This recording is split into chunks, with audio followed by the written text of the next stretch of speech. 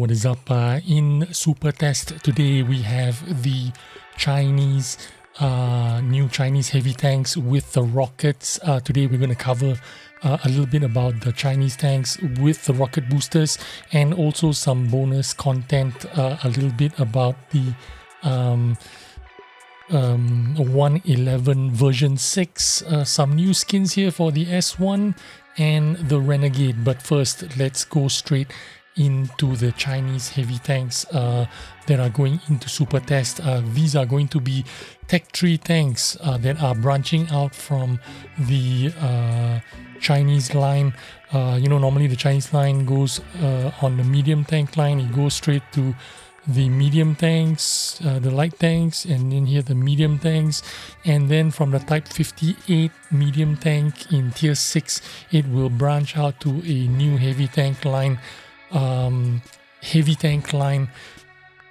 with the rocket tanks with rocket boosters starting from Tier 7 called the BZ-58, then the Tier 8 BZ-176, and then the Tier 9 BZ-68, and then the Tier 10 BZ-175. These are all in Super Test right now, and the only information I have for you right now is the premium version for this tank, which is also being tested in Super Test. This is the BZ-176.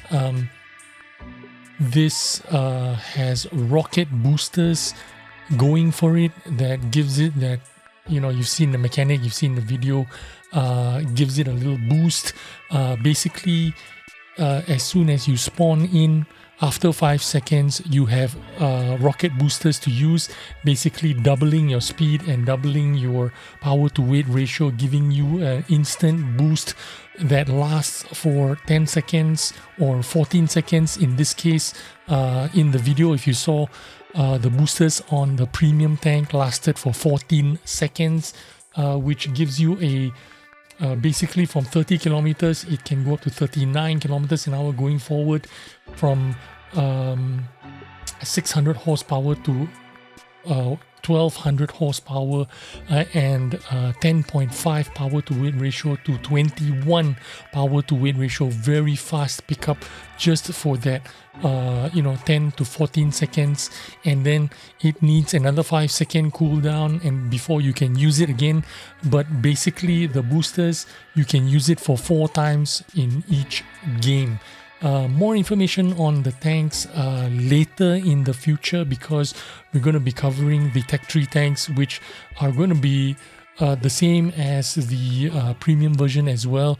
But of course, with the Tech 3 tanks, you're going to have a choice of different guns, and they're saying you're going to have a choice of 2 guns, and I'm assuming this is going to be the Tier 8, because the Tier 8 going to have high caliber gun and super high caliber guns with 122 to 152 millimeters, and super high caliber guns from 160 to 180 millimeter caliber guns. And these are basically very powerful guns that are going to take a long time to reload, because they're going to do a lot of damage. Basically this tank, with the standard ammo, you're going to have 75 millimeters of penetration on the premium tank, which does 1100 damage if I'm not mistaken. A huge amount of damage. But the premium shell has better penetration, 225 penetration, but only 800. I'm saying only 800 damage is still a lot of damage, because this is going to be big boomy gun, big derpy gun. Takes a long time to reload, basically 24 seconds to reload this gun. The dispersion that has been slated on this tank, I think the early indication was going to be 0.40 indication, 0.40 dispersion, but the newest spec that has been updated on the Super Tests is 0.38 dispersion now. 0.38 dispersion and 0.40 dispersion is a lot of difference. 0.38 dispersion makes this tank actually pretty deadly. Imagine 0.38 dispersion, 225 penetration, 800 damage, but 24 seconds reload. The other advantage this tank is going to have is 11 degrees gun depression. It can sit on a slope, on terrain, hull down with 11 degrees looking at you, taking its time to aim. It's going to have 2.88 seconds of aim time. No problem taking its time to aim at you with a 0.38 dispersion and 225 penetration, 800 damage. This tank is going to absolutely hurt you, but it is going to be balanced with that 24-second reload time. It's going to make it pretty terrible because as soon as he's fired, you can go rush him and possibly kill him. If you have a friend with you or something like that. But I'm gonna be honest with you, this tank does look funky. It does look sexy. If you take a look at the tracks, it actually has 4 tracks. If you take a look at the tracks, you can see 1, 2 on each side. It's like double tracks on each side. Very cool looking. I am wondering how the tracking mechanics are going to work. Is it going to be something like the Yo tanks where you shoot off one track and the other track still works, so it slows down the tank or something like that? Also, this tank has a lot of sloping frontally. It is going to bounce a lot of stuff from the front of the turret because of that turret armor 250 millimeters and sloped. The hull armor as well, 240 millimeters frontal and sloped. It is pretty interesting. So it says it has 10 seconds of boost when it is when you activate the boost, and then it takes 5 seconds for it to reload the boost. Now, when you are boosting the speed, you are improving your speed tremendously, but your agility will be gone. You can just about only go straight when you activate the boost. Turning left and right is going to be like a boat because the tank is just going to be pointing forward and going forward. That is my understanding and what I think is going to happen.